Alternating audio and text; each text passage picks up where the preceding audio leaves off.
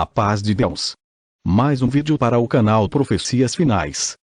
Neste vídeo vou mostrar o que os jesuítas fizeram com a Igreja Adventista do Sétimo Dia.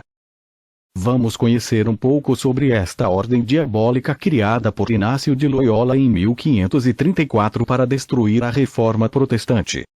Vou colocar, irmãos, para vocês verem, o juramento que todos os jesuítas fizeram.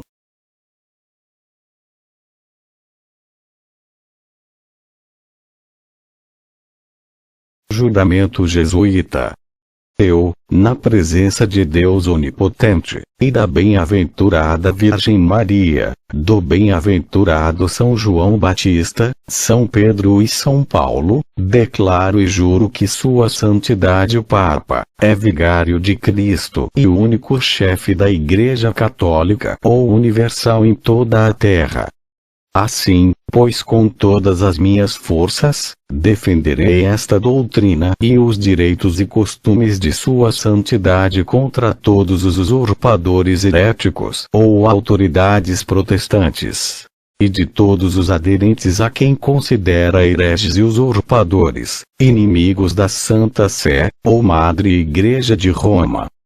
Prometo e declaro que farei quando se me apresente oportunidade, guerra sem quartel, secreta ou abertamente, contra todos os hereges e protestantes, tal como se me ordene fazer, extirpá-los-ei da face da terra, que não tomarei em conta idade, sexo ou condição, que enforcarei, queimarei, destruirei, envenenarei, cegarei, estrangularei vivos esses infames hereges. Abrirei o ventre das suas esposas e baterei com a cabeça de seus filhos na parede, a fim de aniquilar a execrada raça. Que quando não posso fazer isso abertamente, empregarei secretamente a taça de veneno, a estrangulação, a aço do punhal, a bala de chumbo sem ter consideração à classe, dignidade ou autoridade das pessoas, quaisquer que sejam.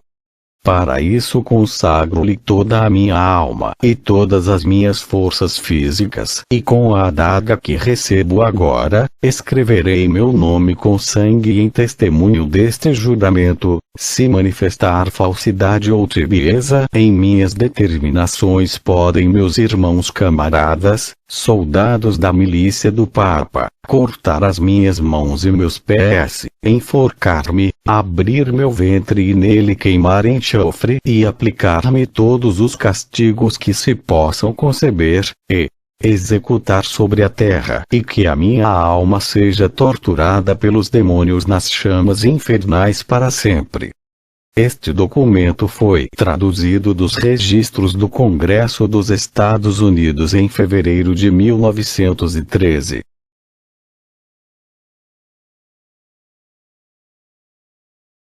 Agora vamos ver o que o livro O Grande Conflito fala sobre os jesuítas. Em toda a cristandade, o protestantismo estava ameaçado por temíveis adversários. Passados os primeiros triunfos da Reforma, Roma convocou novas forças, esperando ultimar sua destruição.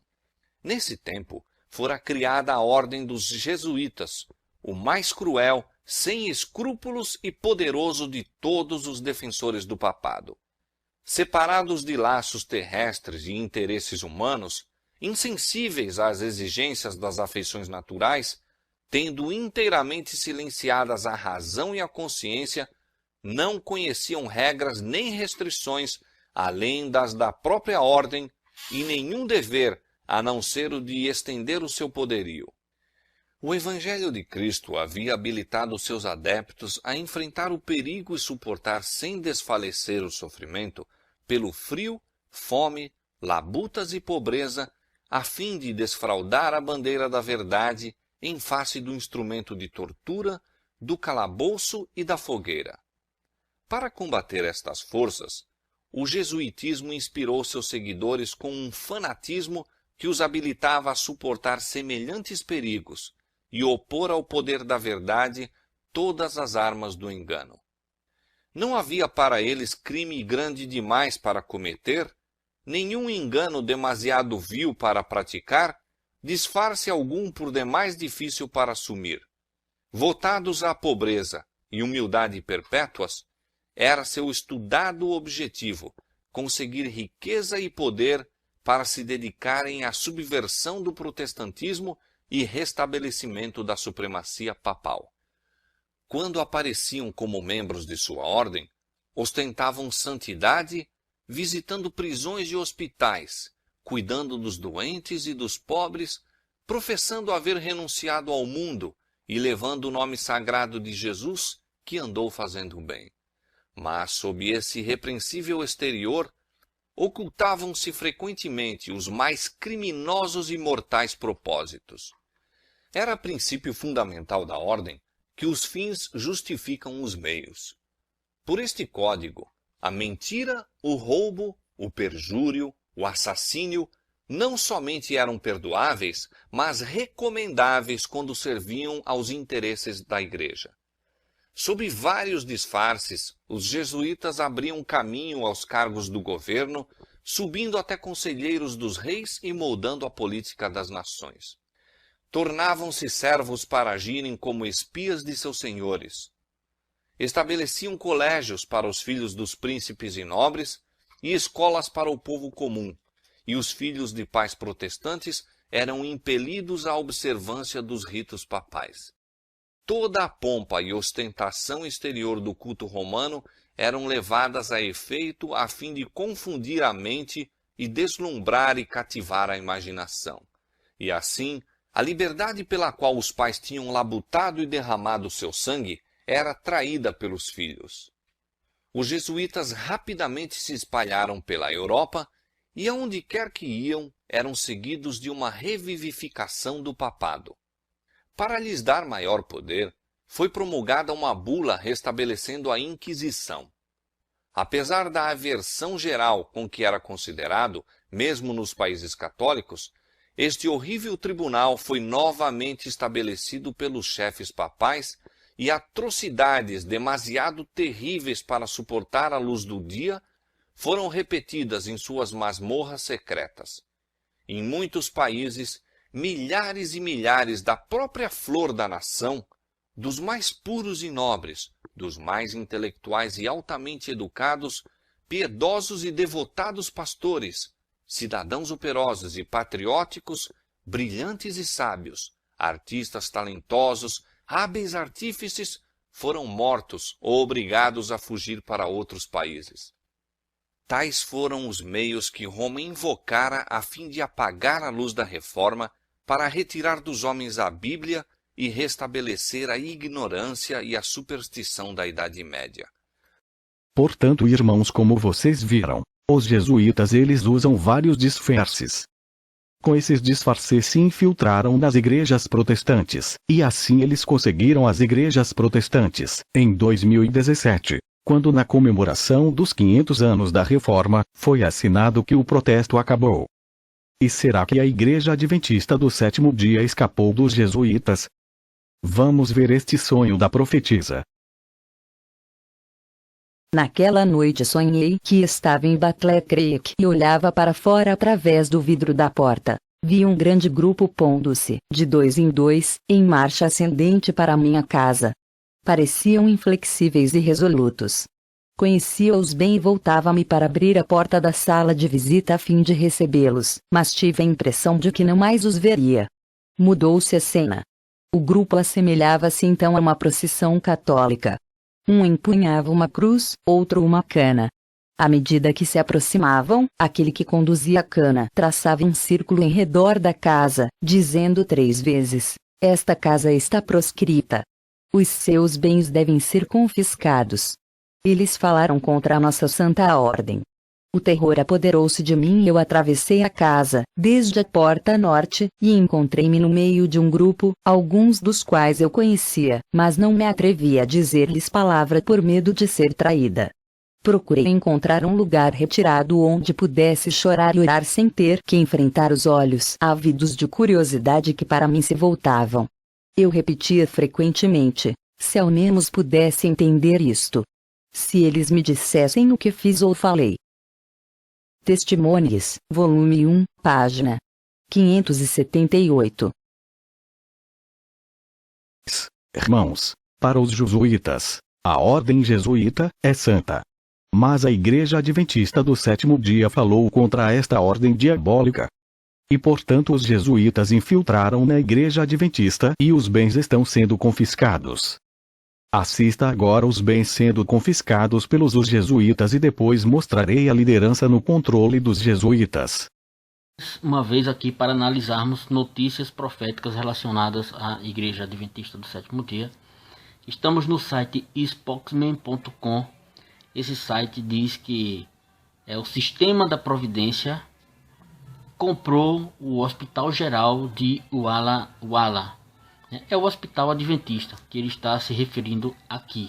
Que nós vamos ver esta mesma notícia publicada também em outros sites. Este aqui é o site Fulcrum 7. Este site que traz a notícia desta forma. Walla Walla General Hospital sold for $14 million. Hospital Geral de Walla Walla vendido por 14 milhões de dólares. E vamos ver também esta mesma notícia nos sites adventistas, onde eles trazem aqui. O site Spectrum diz: Catholic and Adventist Health Systems join forces in Walla Walla.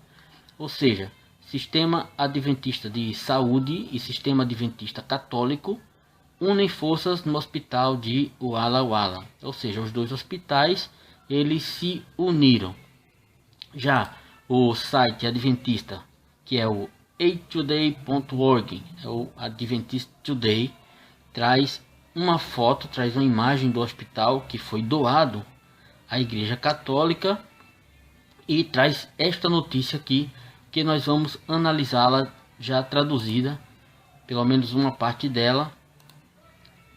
Nós vamos analisar esta notícia e ela diz o seguinte.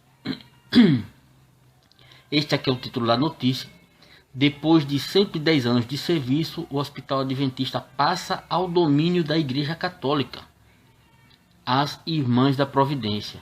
As Irmãs da Providência é justamente um hospital que tem os cuidados de católicas, de freiras católicas. 3 de abril de 2017. Notícia recente, 3 de abril de 2017. Estamos neste corrente mês e ano. A notícia diz o seguinte: os médicos confusos, as enfermeiras e todo o pessoal de assistência dos 72 leitos, os adventistas do sétimo dia do Hospital Walla Walla em Washington, foram notificados às 10 da manhã da segunda-feira que sua sede, a Adventist Health, fez um acordo para transferir seu hospital e clínicas para o controle do Centro Médico Santa Maria da Providência Católica Romana. Os empregados foram notificados que a partir de 1º de julho de 2017 seriam funcionários do Centro Médico Santa Maria da Providência. Esta decisão foi tomada pelos executivos da Adventist Health e do Sistema de Saúde das Irmãs da Providência. Médicos, fornecedores e demais funcionários disseram que não haviam sido consultados sobre a decisão. Os membros da junta hospitalar foram informados da decisão às 7 da manhã e alguns executivos do hospital foram avisados ainda em suas casas, deixando claro que não era uma decisão local.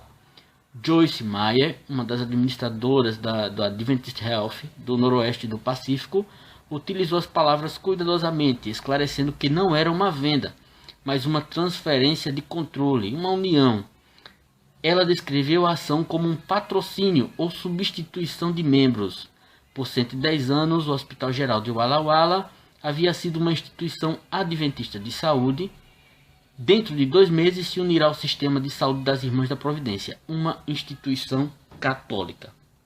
Aqui está o site da notícia, de onde nós traduzimos o texto.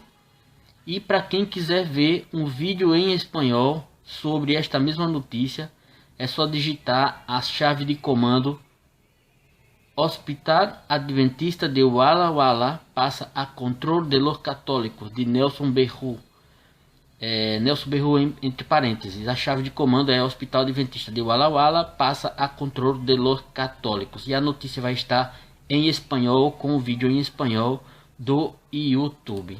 Bem, para quem não sabe o que está acontecendo, as instituições que a senhora White disse que era para recuperar tanto fisicamente como espiritualmente as pessoas e levar a mensagem dos 3 anjos e ensinar que o Papa é a besta do Apocalipse, está sendo doada justamente à Igreja Católica. Aí a Igreja Adventista está passando os templos, está passando as instituições para a Igreja Católica. Na verdade, a Igreja Adventista é hoje uma Igreja Católica. Aqui tem um vídeo bem interessante na internet para que vocês possam perceber isso. Vou soltar esse vídeo e nós vamos comentando este vídeo.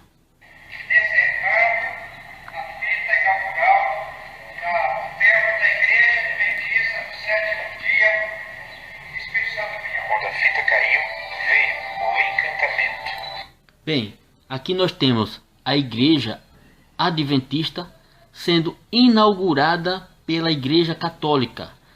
Quem corta as fitas e quem entra dentro da Igreja Adventista para inaugurá-la é a prefeita da cidade e as freiras.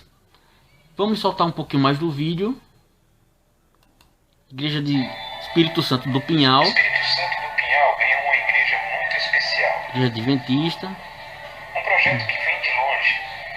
Que são os pastores adventistas. Desde 2004. A prefeita, os políticos da cidade e as freiras. Nós fizemos a inaugurando a igreja. em 2004. Bom, aqui está o tesoureiro da igreja dizendo que fizeram a pedra fundamental da igreja em 2004. Lançamento de pedra fundamental é um culto espírita. E eles fizeram o lançamento dessa pedra fundamental para dar início às obras da igreja adventista. É uma consagração a Satanás. É uma cerimônia satanista esse lançamento de pedra fundamental que foi feito aqui para o lançamento da inauguração da igreja adventista. Vamos continuar. Aí começamos então a construção. Nós levamos aproximadamente 8 anos para deixar essa igreja como ela está linda dessa forma. Para nós é a igreja mais bonita da cidade, sem dúvida, né? Um templo maravilhoso. Já admirava Que é a prefeita Marilza Roberto da Costa. E achei que igreja linda, e por fora, que igreja linda que estão trazendo aqui. Hoje tenho o prazer de estar aqui dentro, né? Convidada que fui, muita honra estou aqui e pude admirar a beleza do prédio, o capricho que foi construído, espetáculos, detalhes, muito bem feito, muito bonito. Estou maravilhada de ver. Até a sociedade. Aqui estão as freiras, aqui à frente. Liderada por freiras, a doação das poltronas. Bom, as freiras estão aqui, ó. Aqui está a prefeita, os pastores da igreja e aqui estão as freiras no púlpito adventista. Elas foram quem doaram os bancos da igreja adventista. Então por aqui vocês percebem o que está acontecendo e por que os hospitais adventistas e as clínicas adventistas com todos os seus funcionários adventistas estão sendo repassados para a Igreja Católica. Irmãos, agora chegamos no assunto principal deste vídeo. É sobre a liberdade religiosa criada pelos os jesuítas, na Igreja Adventista do Sétimo Dia. Este pastor que vocês estão vendo e o líder mundial da liberdade religiosa da Igreja Adventista do Sétimo Dia. O que é o Impacto Esperança. Portanto, queridos, nós vamos receber hoje às 17 horas aqui autoridades desta cidade. Vamos receber líderes religiosos de outros segmentos religiosos e queremos recebê-los todos. Queremos ter uma festa linda, uma igreja repleta e receberemos os nossos irmãos das igrejas da associação que também estão sendo convidados. Mas naturalmente que esta casa que recebe este evento é muito próprio que nós estejamos aqui participando dessa celebração. E para nos trazer a beleza do evento, teremos a cantora Joyce Carnassali, também apresentando aqui um musical. E você recebeu à porta um panfleto que fala desta programação. Teremos alguns sorteios de materiais e você também poderá participar preenchendo um cupom que está aí no seu panfleto. E eu agora, finalmente, quero apresentar com muita alegria o nosso pregador desta manhã. O Dr. Ganoni Diop, ele é um acadêmico, e militante na defesa e promoção da liberdade religiosa.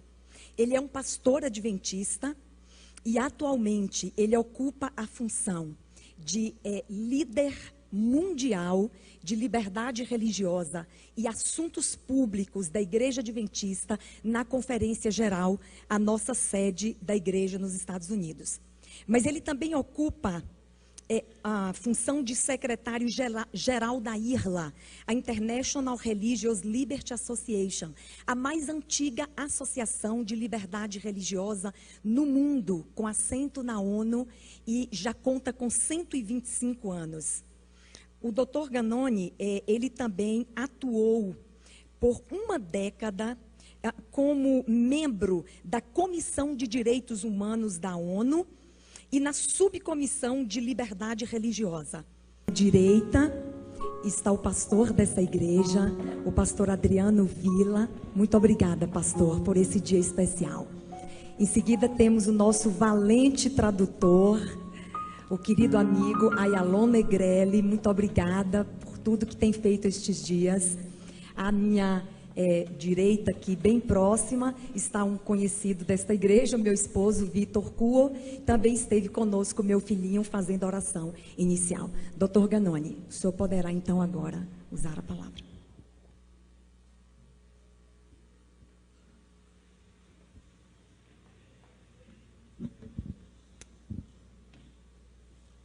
Happy Sabbath to each one of you. Um bom sábado para cada um de vocês. Irmãos, a liberdade religiosa criada pela Igreja Adventista do Sétimo Dia não é a mesma liberdade religiosa criada por Lutero. Pois a da Igreja Adventista persegue os que não se unirem com os macubeiros e as outras religiões. Esses jesuítas que infiltraram na Igreja Adventista são diabólicos.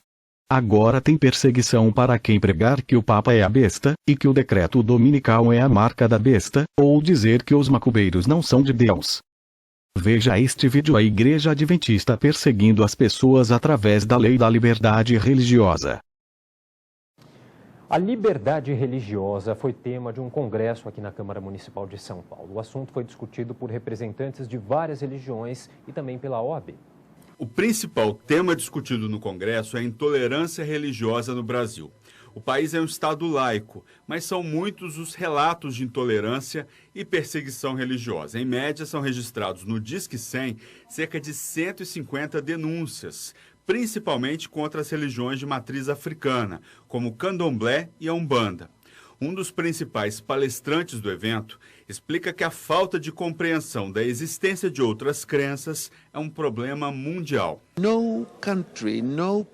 Ele conta que as pessoas vivem com muitos medos: medo dos outros, do desconhecido, das diferenças.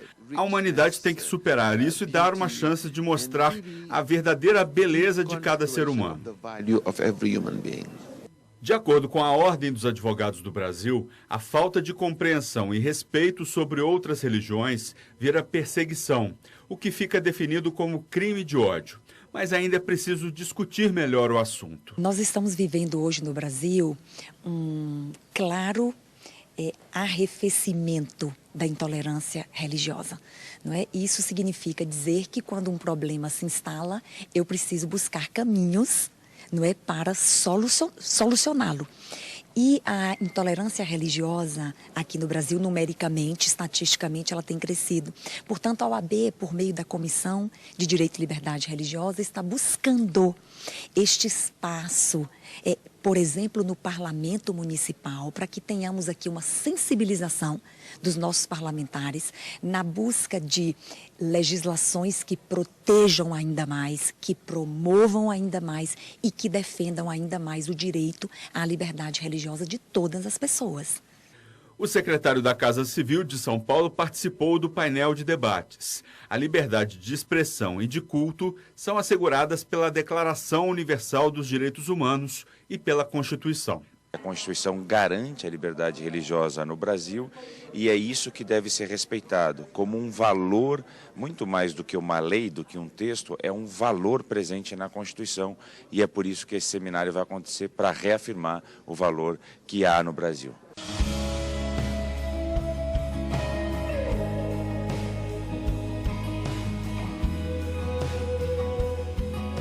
Igreja Adventista criou a IRLA, Associação Internacional de Liberdade Religiosa, com o objetivo de promover a paz. Na realidade, era uma formadora de embaixadores da paz.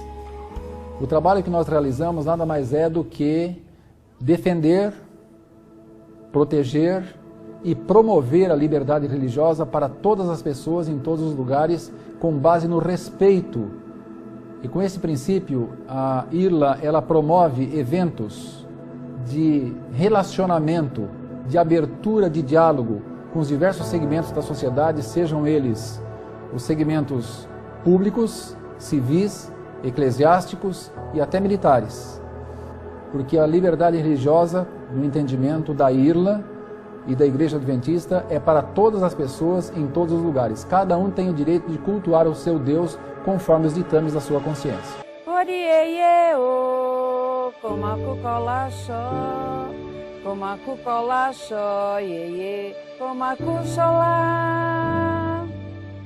Eu sou Yalorixá Carmen de Oxum, aqui eu Ileolá Omi Axel Poaracá, sou sacerdotisa de religião de matriz africana.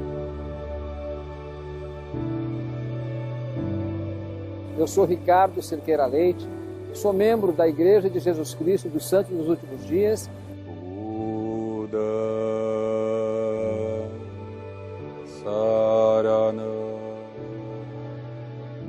Eu sou o reverendo Maurício Hondaku, sou ministro do Dharma do templo Higashi Honganji, aqui na Jardim da Saúde, em São Paulo. Meu nome é Abraham Goldstein, eu sou o presidente da Benebrito Brasil, faço parte do grupo da região judaica.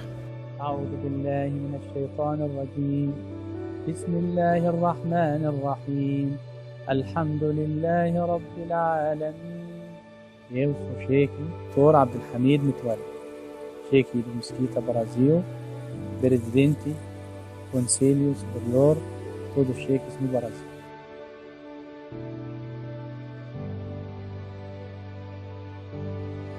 Eu sou o pastor Elias Brenha, da Igreja Adventista do Sétimo Dia de Moema, em São Paulo. Meu nome é Jader Freire de Macedo Júnior, sou sacerdote de Umbanda, responsável pelo Núcleo Arca. Eu quero que a minha crença seja respeitada, então eu preciso respeitar a crença do outro.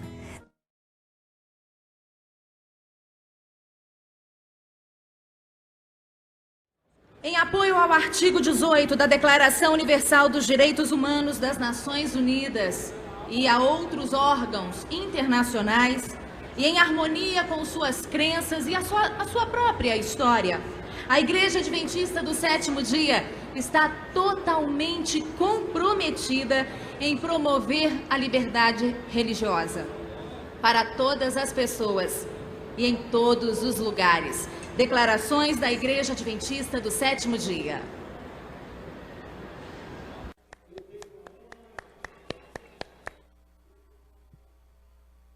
De apresentar os líderes da Igreja Adventista para o Brasil, para o Estado de São Paulo, América do Sul e o mundo, que estão aqui à frente nesta tarde, e eles irão homenagear as autoridades civis e eclesiásticas que estarão participando desta festa.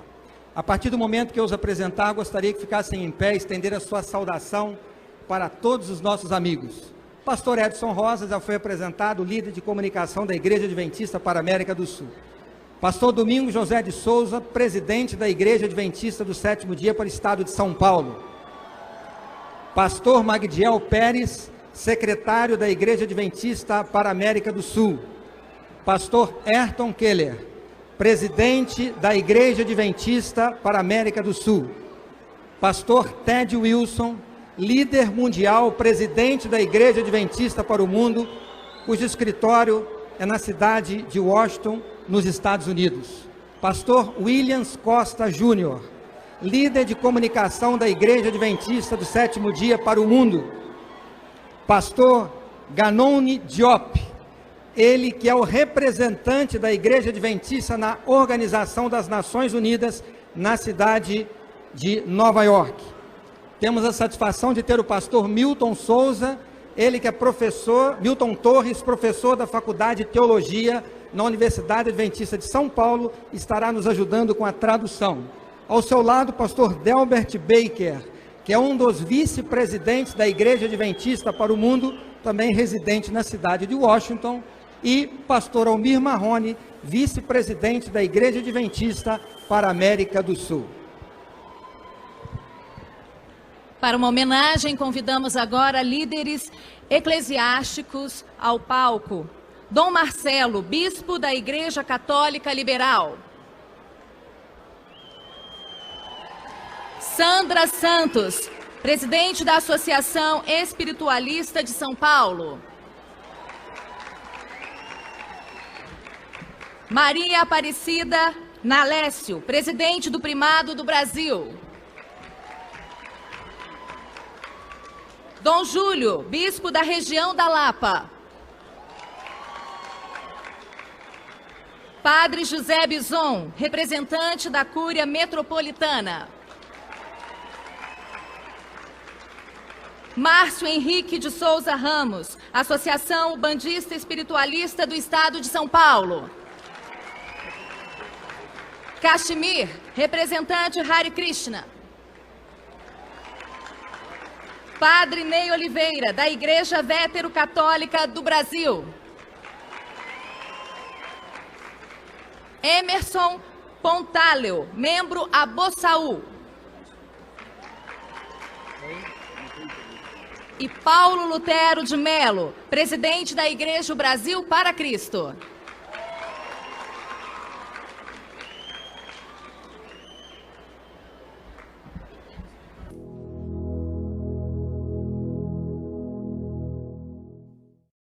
Irmãos, e agora como fica a profecia que a igreja está prestes a cair, mas não cairá?